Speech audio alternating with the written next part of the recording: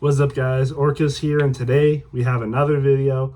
Today we're going to be talking about the Nashville race for NASCAR. Man, it feels like it's been a long time since I've made a video, but it's really not been that long. Maybe I'm just out of the mojo because if you can't tell, I am a little sick. Allergies could be that as well. I don't know. But yeah, anyways, we had the Nashville race, and honestly, it was okay. It it was a average race, I would say. I wouldn't say it was a great race. I don't even know if I would say it was a good race, but it was an average race. Reeling from that race back at Charlotte last week, you can definitely tell that one was definitely a lot better than this one. Really, the only great racing I would say we had was in stage 2 when you had William Byron, Denny Hamlin, and Ryan Blaney passing for the lead. But, that was basically it for the good racing, I would say. Stage 1, not much really happened. Chase Briscoe was leading the race for a good amount. That was good to see, but had some good stage points, ended up finishing third, I think, so that was nice to see. But towards the end, Larson was about to go a lap down, but, obviously he was good enough to continue to keep racing, and none of the leaders were able to pass him, so that ended up kind of costing Chase Briscoe the pole, because then Denny Hamlin got by him, William Byron got by him right after. So, it was a little rough there. And then stage 2, again, really good racing towards the end, I would say. I think William Byron it was Ryan Blaney, I think, ended up getting that stage win past both of them. William Byron and Denny Hamlin for the lead and got that stage win. And by the way, of course, you probably know, but Ryan Blaney ended up winning the race. Everything finally just came together for him. It's been a rough year for Ryan Blaney. A lot of DNFs, a lot of things that were out of his control that ended up costing him the win. He could realistically have probably 3 wins right now, maybe more possibly, if everything went his way. But, this was, if you're a real NASCAR fan, you could probably see this win coming a mile away. I mean, it was bound to happen sooner rather than later. Blaney's had the speed all year, consistently been a top 5 driver. The only thing that's really gotten in his way is the DNF. So, he's running up front and, just bad things happen and, doesn't get the results. But finally, he gets the result, gets a win, and he's locked in the playoffs. He would probably be in the playoffs anyway without a win, I would say. He's just that good. Even when he DNFs, he still has enough points from other races to be in the playoffs. But yeah, Ryan Blaney is just a spectacular driver. I think we all know that by now. I think he's definitely proven that his 2023 Cup Series championship wasn't a fluke. Everyone wants to complain about the championship format, but I really do think the best of the best drivers still do win the championship. Even Joey Logano, I'm one of those people. I'm one of those people that think he truly did deserve to win the championship that year. You can argue all you want. Oh, well, he wouldn't have won the Chase championship. He wouldn't have won the Winston Cup championship. Well, those aren't in existence anymore, are they? And they're probably not in existence for a reason. So, yeah. I don't know why I just went on a rant about Cup champions when I'm talking about the Nashville race. Probably because I didn't think it was an amazing race. There was definitely still things that happened, though. Some interesting things happened. You got the whole debacle with Carson Hocevar and Ricky Stenhouse Jr. Seemed like kind of Hocevar just kind of ran through him, and Ricky Stenhouse Jr. ended up crashing, ended up DNFing from the race, wrecked out of the race, and you could tell he was definitely not happy with Hocevar, but didn't end up talking to him after the race. Maybe they will later. I don't know. But yeah, there's definitely an interesting conversation to be had about Hocevar, who ended up finishing second in this race, by the way, and last week was in contention to win the race before his engine blew. But now he backs up that, good performance last week that didn't end up getting the finish, unfortunately, with a second place finish today. Hocevar in a Spire car. Spire cars aren't the best cars. Definitely not better than Hendrick, Penske, and Gibbs, but he's been having good finishes. I think Hocevar is a star in the making. I do really think that. Honestly, if he was in a Hendrick or Gibbs car right now, he might have a win. I'm not even kidding. He is better than a lot of drivers in the field right now. Some of his finishes might not show that, but he is having one heck of a run, and I really do think he is going to be a force to be reckoned with in the future. He might even get a win this year. I've been on record saying that. I literally said it in my standings video that I made before the season started, that he would be in the playoffs and that he would have a win. Honestly, that might be coming. It really might be. Like, he's been that good. He really has. I do think that win could be coming soon. But again, back to, the controversy, a lot of people don't like how he is racing. And honestly, sure, he might be racing recklessly. He might not, be racing how one should race, but you can't deny he has talent. You can't deny he is a good driver, and you can't deny that he is a future star in the Cup Series. I mean, just looking at it right now, he's 17th in points right now. Gained 5 spots from that race, by the way. He's even ahead of people that have won, like Josh Berry, in the standings. So he has a playoff spot right now. He's doing really well. And I don't think you can deny that he has talent. His racing, might be a little questionable, like him wrecking Ricky Stenhouse, who, by the way, was in the good for playoff points, or, in the good for points to the playoffs. He was a top 16 driver, but that wreck cost him, and now he's out of the playoffs, out of a spot for the playoffs right now, and Hocevar is in. So, I mean, we'll just have to wait and see what happens. Is someone going to be, brave enough to go up to him? I mean, he's already been talked to this year by Chastain and Ryan Blaney from that one race. I'm pretty sure it was Atlanta. But, he's continuing to be how he is. I really do think someone has to stick it to him if he wants to, learn. But I don't think he's going to change anytime soon. He's not going to change how he races. And honestly, I'm just fine with that. As long as he doesn't touch Chase Briscoe or, do something absolutely egregious, I'll be fine. But he's racing how he wants to race. And, he's having results right here that prove how good he is. So we'll just have to wait and see what happens in the future, but I think it's looking bright for him. Other than that, there was a couple of crashes. Unfortunately, Noah Gragson, Alex Bowman were involved in a crash. Bowman has been having a weird season so far. He's actually under people like Bubba Wallace and Chase Briscoe for points right now because of that wreck. Ended up finishing 36, finished the race, but a lot of laps down. Alex Bowman's been struggling, but we'll just have to wait and see what happens.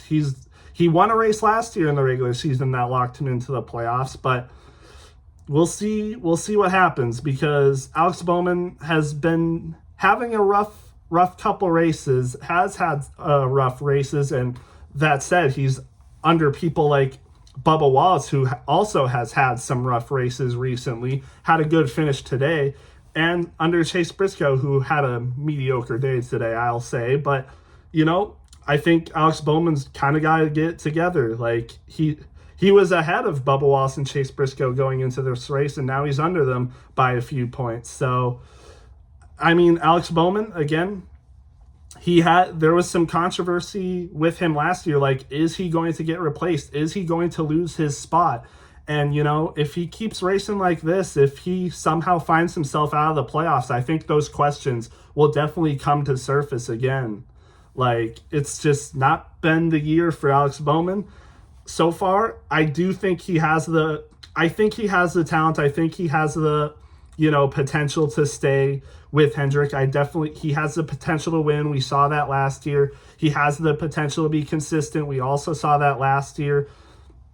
But it's been a rough season to start for Alex Bowman. Even though he still has a playoff spot right now, it's definitely not comfortable. I mean, both drivers, William Byron has had an amazing season so far, has that Daytona 500 win, and has been really good with points. I'm pretty sure he's first in the standings right now off of points right now. Kyle Larson is in second, and he has 3 wins. And honestly, he had a good drive back to the top 10 today when he was struggling, or I guess yesterday when he was struggling.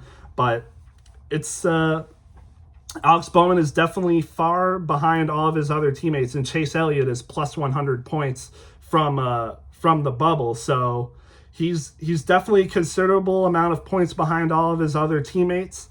But, we'll just wait and see what he can do. Again, I think he can win. I think he can have consistent races and honestly point his way into the playoffs, but he's going to need to start back up soon, or else things could get kind of dangerous for him.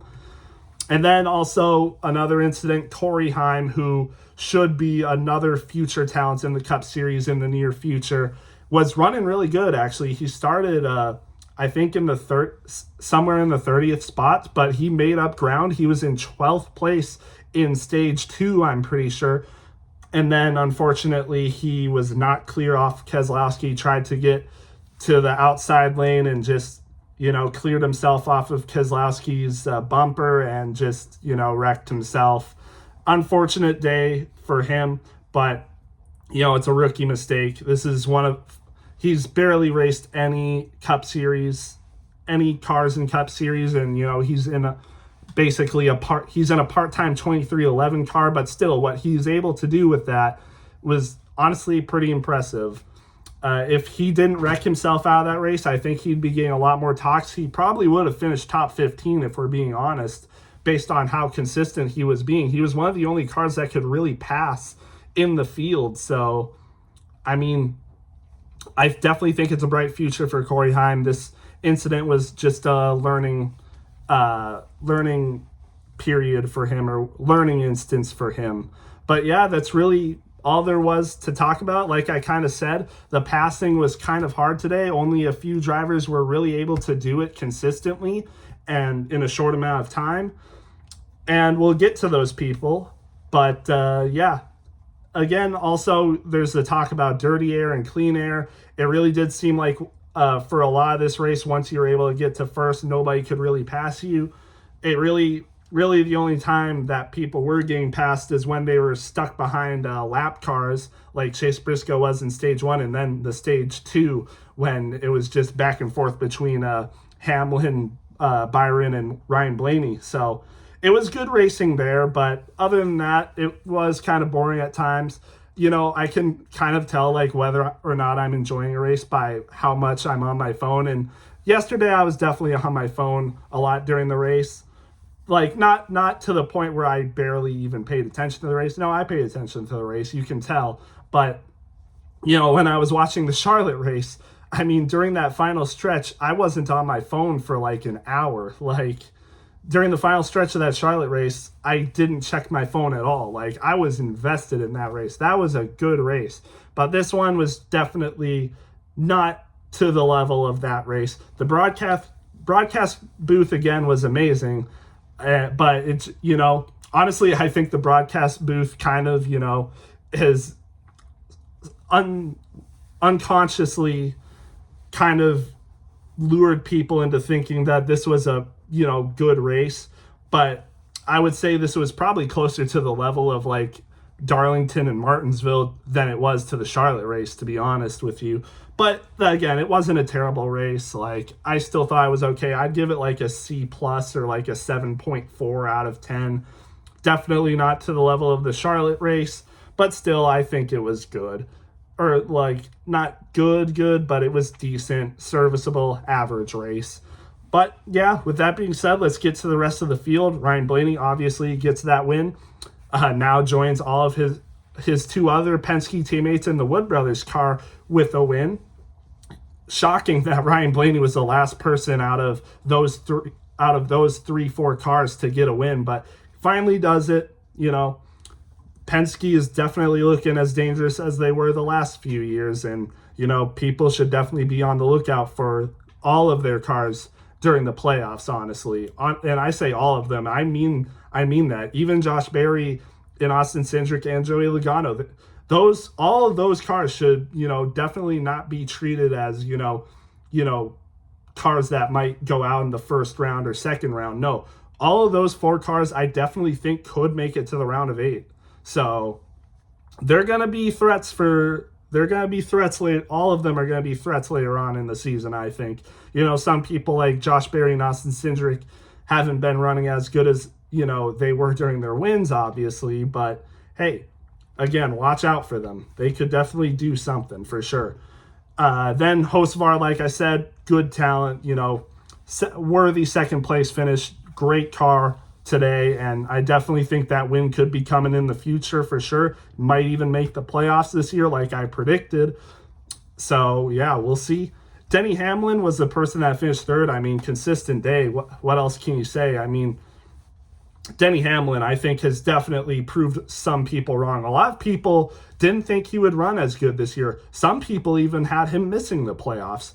But Denny Hamlin has proven, I think, everyone wrong. He is still that guy. He is still a top 5 driver in this series. Still a contender for the championship, I would say. So, yeah, has had really good finishes as of late. I think back to that Texas race where he didn't finish that good. But, when he doesn't have stuff like that going on, he is one of the best drivers in the field for sure. So, good race for him. Joey Logano, like I said, he's a threat. He is still very much a threat, deserving 3-time champion, might I add, and finishes 4th in this race, which, again, this was not an easy race. It was not an easy race to pass, but he stayed up front all race and, proves it. William Byron with the 5th place finish, definitely still a good finish. Kind of hurts. I bet he was hurting a little bit after losing the Charlotte race, but hey, he's still getting those good finishes and finishes 5th. So, or no, I think it was William Byron that won stage 1. Yeah, it was William Byron that even won stage 1 today. So good day for William Byron. Also good day for Bubba Wallace Jr. Was struggling a lot lately. His last 3 races before this one, all in the 30th places for finishes, but finally gets a good race that he was hoping for. And, he said it was a month to forget for May, but hey, this race was good. Hopefully he can continue this momentum off of this race. And how about this person for a finish? Eric Jones with a 7th place finish. Those legacy motor cars have definitely improved. I mean, last year was an abysmal year for Legacy Motor Club, but, it seems like every week there's one car from Legacy Motor Club that's in the top 10. Like, John Hunter Nemechek has had a good string of races in the past. Didn't have an amazing race today, but, Eric Jones basically was in the top 10 all day today. He qualified top 15, and then, by the end of stage 1, he was in the top 10. I mean, 36 points for the race for Eric Jones. That's one of the best finishers. And, I think Legacy Motor Club is definitely on the come up. Maybe in the next 1 to 2 years, they could be playoff contenders. You might argue they're playoff contenders right now. I mean, Nemechek is in the top 20 in points, I believe. Let me go real quick. John Hunter Nemechek, he's fallen back a bit, but he's almost 20th in points right now. He's basically right there with a lot of drivers in points that are in the top, from honestly 17th on back. If you really think about it, he's only 11 points behind Ryan Preece, who is 16th in points right now. He's doing really good right now. So, and Eric Jones has had some good races. So we'll just wait and see what they can do, but they're running good right now. A lot better than I expected them to run. So good job for them. 8th for Kyle Larson. Like I said, it was a rough start for him, but he made his way up the field and got an 8th place finish. Respectable finish for Kyle Larson. It's been a little bit of a struggle recently, especially with the Indy 500 in Charlotte last week, but I think he's going to climb back up to where he deserves to be. And honestly, a top 10 for this day was actually very impressive for him. Tyler Reddick, 9th place finish. It was a rough few weeks, honestly, for every 2311 car, but 2 top 10s for 2311 drivers' cars, pretty good, honestly. And then Christopher Bell rounds out the top 10 with a 10th place finish. He was struggling a little. He actually spun out in stage 2 from Eric Jones, but he made his way all the way back up the field really fast, actually, and was able to get a good finish. So good for him. Ross Chastain, after winning Charlotte last week, a lot of people picked him to be in contention for this win, just didn't really have the car like last week. But still a good race, all things considered, honestly. Not bad. He's got that win, so I think he's pretty good now. So maybe didn't have the same drive to, have a better finish this week, but hey, still 11th is good. Kyle Busch in 12th, not bad, but needs to be better if he wants to be secure for a playoff spot. He's behind a lot of people, especially people like Chase Briscoe, Bubba Wallace, Alex Bowman still. So hopefully he can have consistent finishes like this and maybe get some stage points that would put him definitely further ahead in the playoff points, in points. But yeah, still good for him. Zane Smith, 13th, had a pretty good car today, was running top 10 sometimes. I would say he's definitely the best front row car right now. Noah Gragson obviously wrecked out of this race, but he wasn't even running that good to begin with. Todd Gilliland did not run good today. But, Zane Smith definitely proved that he is a deserving person for a cup ride based off of how he's been running. So good for him. Also got second in the Nashville race last year. That was a big talking point. Not that good this year, but there also wasn't 5 overtimes this year. So maybe that's why. I'll go over these people a little more briefly now. Chris Buescher, 14th. Hard race for him, but still not bad. Sorry, I do have a cough as well, so I'm going to try to, round this out a little bit more here. Like I said, Chase Elliott, 15th, not a great day for him whatsoever, but still pretty comfortable in the points right now. Just can't have, bad races, honestly. 16th for Suarez, 17th for Briscoe, who won the pole. A little bit rough today, but still, he got third in stage 1, so that was nice. And, 17th isn't a terrible finish, but he's definitely going to need to have better races than this if he wants to have a secure spot in the playoffs and hopefully get a win. Hopefully should be coming, but something was off with some of the Gibbs cars today, especially Ty Gibbs, which I'll get to. Cindric, 18th. Custer, 19th. Honestly, kind of impressive for him. 20th for Allmendinger, who is up there in points right now as well. Michael McDowell, 21st, who's also, up there in points. So, not amazing days for people who are fighting for a playoff spot, but still. Todd Gilliland, 22nd, actually ended up finishing better than I expected him to. He was, running in the 30th spot for most of this race. So, I don't know. Keselowski, 23rd. He had a good car today, but I think that wreck with Heim kind of cost him a little bit. Otherwise, I think he would have had a top 15. Riley Herbst, 24th. Shane Van Gisbergen, 25th. He was actually running up above top 20 most of the race. Kind of impressive for him. So, didn't get maybe the finish he wanted, but he was running pretty good a lot of this race for his standards. Ty Dillon, 26th. Nemechek, 27th. Priest was involved in an accident, 28th. Austin Dillon, 29th. Josh Berry, 30th. I think he was also may have been involved in something. Ty Gibbs, 31st. Again, like I said, there was something off with the JGR cars today, for some of them anyway. Denny Hamlin and Bell had good races, but I remember in stage 2, Ty Gibbs and Chase Briscoe were both in the top 15, and then on the long run, close to the end of stage 2, both of their cars fell off severely bad. I'm not sure what happened with them, but something's got to get figured out because this isn't the first time this has happened for some of the JGR cars. And I don't think this was Ty Gibbs' fault either, and I don't think it was Chase Briscoe's fault. And then they just weren't able to pass, which is weird because JGR cars should be able to pass. So really weird things that happen. I wouldn't blame this one on Ty Gibbs, honestly, in a lot of the races that he's finished badly.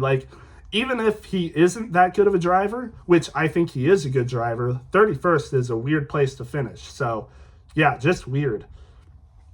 32nd, Justin Haley, Cody Ware, 33rd. Field fillers, Cody Ware, 33rd. Yaley, 34th. Fincham, 35th. And then Alex Bowman finished a lot of laps down from the wreck he caused. Corey Heim, DNF. Gregson, DNF. Stenhouse, DNF. So, interesting race, but, you know, not a race to ride home about. Pretty forgettable race. Probably won't remember most of it in like a couple weeks. So still, though, not a bad race. We go on to Michigan next week.